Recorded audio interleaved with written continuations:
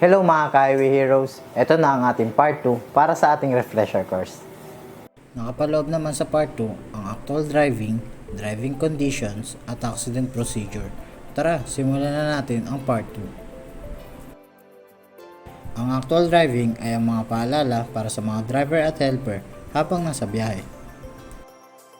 Makikita natin sa table na ito ang tamang total stopping distance ng ating truck. Pero depende pa din ito sa sitwasyon dahil naiba din ito kung loaded ang ating dalang truck. Kaya mas mabuti sundin ang itinakdang speed limit ng ating kumpanya. 70 km po lamang sa ating mga expressway, 40 km naman po sa ating mga service road at barangay roads. Mabuti pong mag-adjust tayo depende sa kondisyon ng ating kalsada, lalo na po kung maulan. Mas mabuti pong bagalan ang ating pagmamaneho. Ang ulan nawawala, dumadaan lang. Antayin lang matapos ang ulan kung mahirap magmaneho. Diferensya lamang ng 20 minutos. Hydroplanning, pangyayari kung saan ay isang sasakyan ay hindi na makontrol ng maayos, isang potensyal na panganib sa panahon ng tag-ulan. Kung mararanasan, gawin ang mga sumusunod. Dahan-dahan magbagal upang maiwasan ang pagkadulas ng ating truck. Sunod naman, huwag magpreno o huwag magpreno ng biglaan at malakas. Kailangan paunti-unti lamang hanggang sa magbagal ang ating truck. At ang panghuli, huwag lumiko ng sobra at sagad kung madulas ang kalsada. Effect of speed on sight distance. Makikita natin sa imahe na ito ang tamang paghinto sa distansya ng nasa harapan. Making smart choice. Ang iyong mga gawi sa pagmamaneho ay nakakaapekto sa dami ng gasolina na ginagamit mo. Kung gaano kadalas, kailangan mag-refuel at mga gastos sa pagpapanatili ng sasakyan. Lahat ng ito ay tinitignan ng PRLI. Ang mga fuel efficient ay mas ginusto ng kumpanya. Ang smart fuel efficient driving ay higit pa sa kung paano mo ginagamit ang throttle kapag nagmamaneho ng iyong sasakyan. Narito pa ang mga pwedeng gawin. Unang-una, pagpaplano at paghahanda para sa iyong biyahe. Sunod naman ay tamang pagpapanatili at inspeksyon ng sasakyan o gawin ang blow bagets bago bumiyahe. Sunod ay ang tamang pamamaraan para mapaandar ang iyong sasakyan. Sumunod naman ay ang tamang pamamaraan sa pagmamaneho dahil dito kontrolado mo ang konsumo ng iyong gasolina. At ang panghuli ay ang pagbawas ng idle time.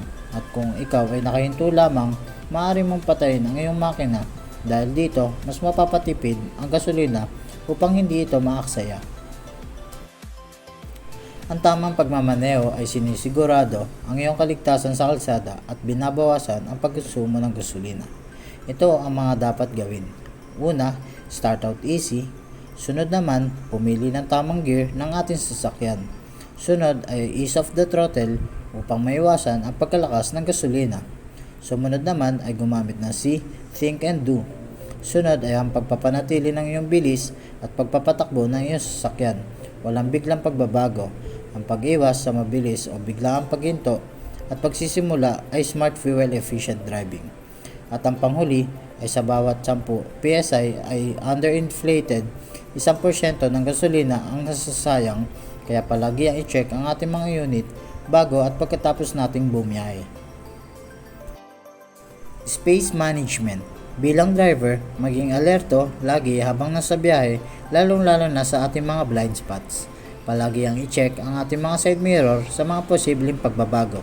Kung lilipat naman po tayo ng linya, gamitin ang signal light para ipaalam sa ibang motorista kung ano ang ating layunin o gagawin.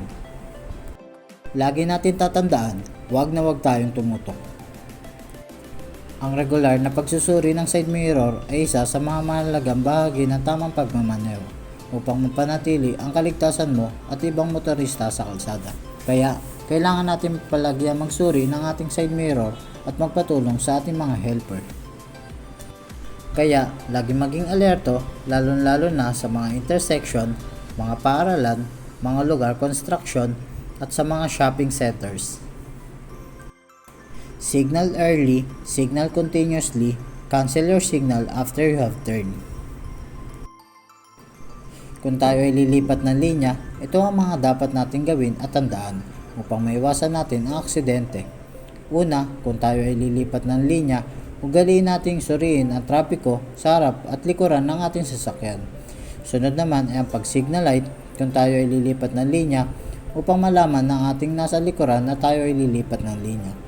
Sunod ay ang huwag mag-tailgate o masyadong pagtutok sa unahan. Sunod naman, gumawa ng maayos na paglipat ng linya upang maiwasan ang road rage sa kalsada. Sunod ay ang pagpapanatili ng iyong bilis depende sa sitwasyon at kung ano ang komportable para sa iyo. Sunod naman ay ang tamang distansya sa lahat ng sasakyan sa daan upang makaiwas sa aksidente. At ang panghuli, kanselahin o patayin ang signal light kung tayo nakalipat na sa ibang linya at huwag ugaliin magpalipat-lipat ng linya. Kung tayo naman ay overtake, ito ang mga dapat nating gawin o tandaan. Una ay isipin na hindi ka nila nakikita dahil dito para hindi ka magkaroon ng alinlangan kung ikaw ay overtake. Pangalawa ay mag-signal para naman maging aware ang iyong nasa likuran. Pangatlo naman ay ang light up on horn para maging aware naman ang iyong nasa harapan. At ang panghuli, i-flash o gumamit ng high beam ng iyong ilaw kung alinlangan ang sasakyan sa iyong harapan. Yan ang mga apat na lagi natin tatandaan kung tayo ay overtake upang maiwasan natin ang anumang aberya. Lagi natin tatandaan, huwag na huwag tayong tumutok. Ito ay ang mga panganib o mga hindi inaasahang sitwasyon na maaaring masalubong katulad ng baha, debris, mga butas sa kalsada.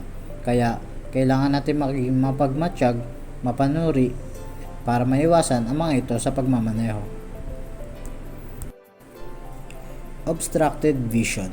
Ito ang mga area ng ating sasakyan na limitado lamang ang nakikita. Kaya mas mabuti na tayong mga driver ay magpatulong sa ating mga helper. Hazard distracted drivers. Paano malalaman ang distracted at ibang road hazard? Mga hindi nakatingin sa kalsada, nag-uusap na driver at pedestrian, mga gumagawa ng kalsada, sirang sasakyan, school buses, toll booths. Kaya kailangan maging focus tayo sa ating pagdadrive upang maiwasan ang anumang aberya o disgrasya sa daan. Ito naman ang mga hindi dapat gawin kung tayo ay magmamaneho ng gabi o night driving. Unang-una ay huwag gumamit o magsuot ng sunglasses.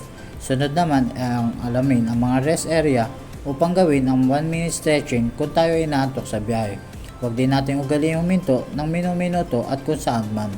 Sunod ay gumamit ng dim headlight para sa ating mga kasalubong. Sunod ay ang panatiling madilim sa loob ng cab upang mas lalo natin makita ang nasa daan. Sunod naman ay ang gumamit ng ilaw ng mga ibang sasakyan para mas lalo natin makita ang daan. Sunod ay ang pag-signal na maaga para malaman kaagad ng nasa likuran kung tayo ay liliko. Sunod ay ang increased following distance. Ang panghuli ay ang panatilihin ng stopping distance sa loob ng sight distance. Skidding at jackknifing. Ito ang isa sa mga dahilan ng pagka-skid at jackknifing. Over-acceleration o pag-overspeed. Overbraking o biglaang pagpreno. Oversteering o biglaang pagliko.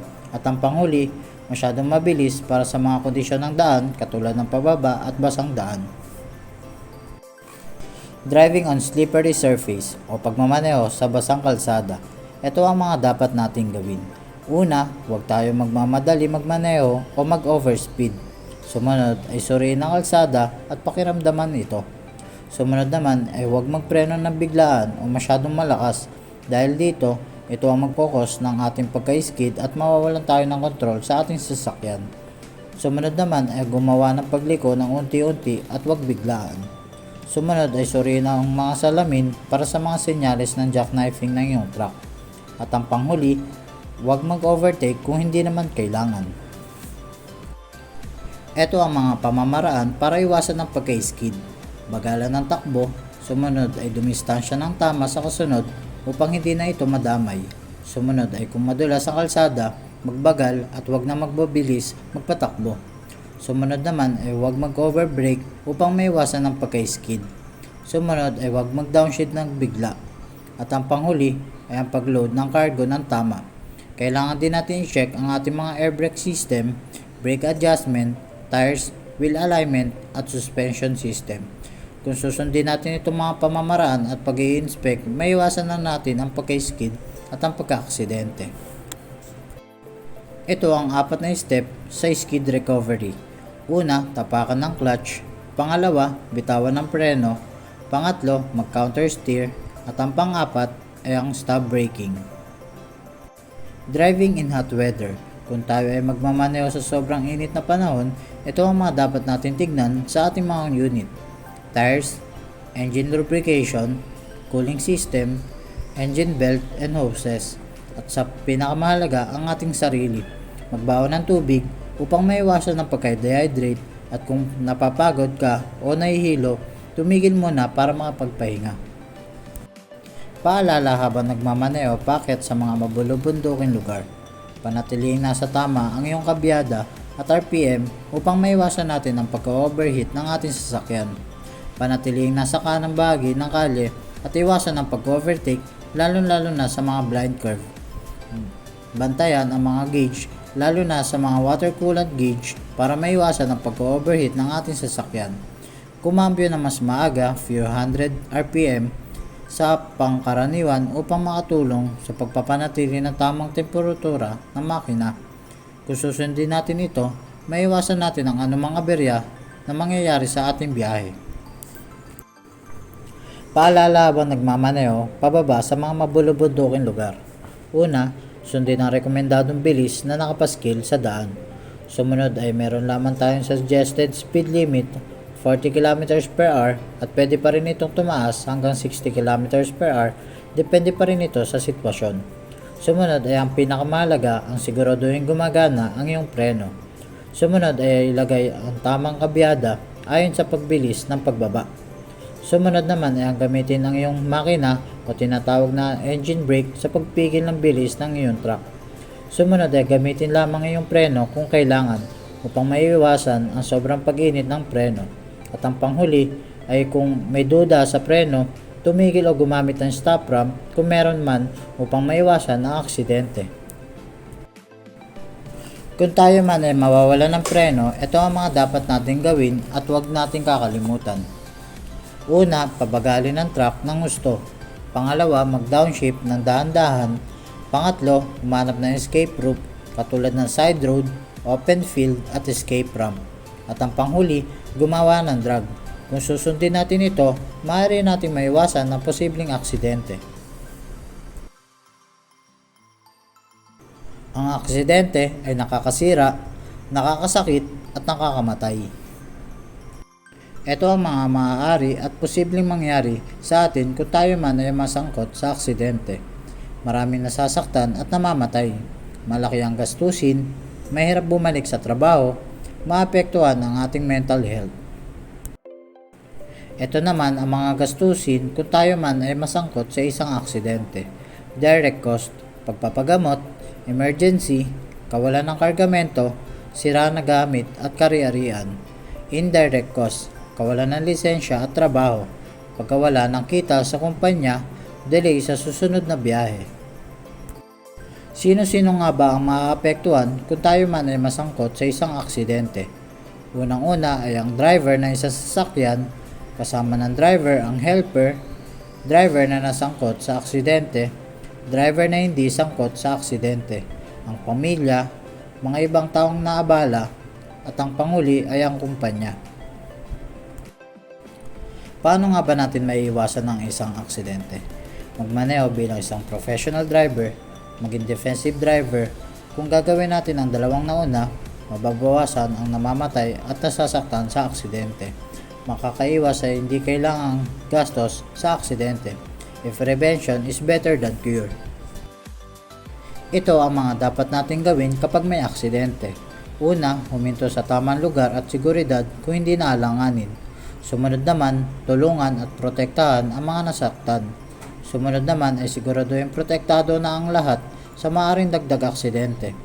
Sumunod naman ay kunin ang mga kailangan na impormasyon, agarang mag-report sa kumpanya, coordinator at ang pulis ng aksidente. At ang panghuli, idokumento ang aksidente pangyayari. Ito ang mga alituntunin kapag ikaw ay nasangkot sa isang aksidente. Una, huwag magbibigay ng salaysay sa mga hindi otorisadong tao. Huwag makipag-away o mag-provoke.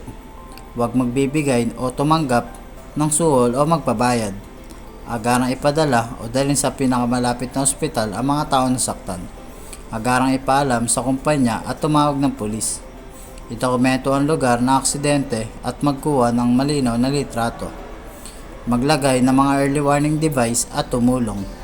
Manatiling bantayan ang pinangyarihan ng lugar na aksidente at huwag lisanin hanggat walang abiso ng PRLI Coordinator o Police Investigator on Case, IO. Kailangan humingi ng kopya ng aksidente sa Police Investigator in Case o IO upang may sarili ding kopya ng pangyayari ng aksidente. Manatiling laging handa at madaling tawagan ng komunikasyon sa cellphone. Mahigpit na ipinagbabawal ang pag-abandona kapag may aksidente o hit and run upang hindi lumala ang sitwasyon o hindi madepensahan ang sarili upang hindi magkakaso o makulong. Ang paglalagay ng mga early warning device ay napakalaga sa daan. Dahil dito, ginagamit upang maging babala at makita kaagad na ibang motorista at sasakyan sa mga iyong nasa likuran. Ito ang mga dapat nating gawin sa paglalagay ng mga emergency sign, two-way highway at one-way highway. Maaari nating i-screenshot o picturean ang dalawang imahe na ito upang meron tayong gabay sa paglalagay ng mga emergency sign. Ang paglalagay ng mga emergency sign sa kalsada na may blind spot kung obstructed ang line of sight dahil sa burol o kurbada, babalaan ng iba ng mas maaga upang maiwasan natin ang anumang disgrasya sa daan. Ang importante ay diskarte. Paano at saan nyo ito paparada kung sakali kailangan man mag-emergency stop. At dito na natatapos ang ating part 2. Nasa baba ang link para sa ating part 3. Don't forget to like, share, and subscribe para updated kayo sa ating mga videos.